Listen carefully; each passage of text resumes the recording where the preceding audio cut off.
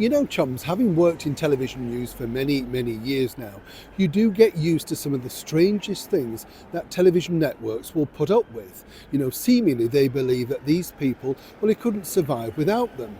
But as we've seen recently with the departure of that long doyen of Sky News, Kay Burley, after 36 years at the helm, well, seemingly now, of course, Sky News is doing quite well because they've saved just under about £1 million a year.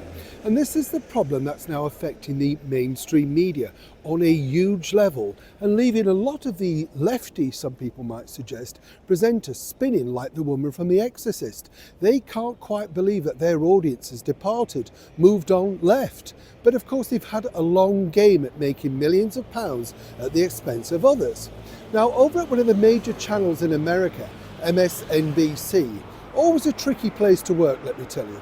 I worked for NBC, the Peacock Group, for a number of years, and I never got into the politics of it. But I have to say, it was a strange place to work because people were revered. You know, people like Maddow, who you couldn't say anything about because seemingly he was the #1 star of the Today Show. Everybody loved Matt. That is until, of course, he stepped out of line. Then suddenly, everybody hated Matt. You get the picture. It's a bit like this particular story over here. You see, the problem that you have now is MSNBC are dramatically losing not just advertisers, but revenue all abound, and more importantly, the once valued viewer. Now, recently they let go of quite a few number of people, including this woman, Joy Reid, and apparently Joy Reid was a big star on the channel. And this woman, Rachel Maddow, according to the data, is the highest paid person on the channel and the most popular. Yes, it doesn't really leave much, does it, when you think? I worked with Rachel Maddow, and I have to tell you, strange woman, lacking in any personality whatsoever. And imagine sitting opposite this particular person and having to have a conversation about the British monarchy, when clearly they're sitting there sneering, looking down and totally not interested.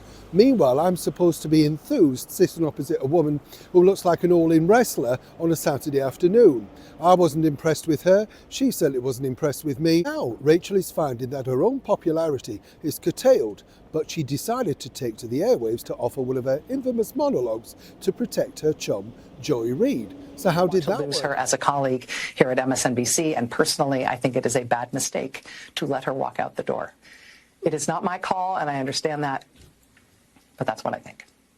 I will tell you, it is also unnerving to see that on a network where we've got count them, two non-white hosts in primetime, both of our non-white hosts in primetime are losing their shows, as is Katie Fang on the weekend. And that feels worse than bad, no matter who replaces them.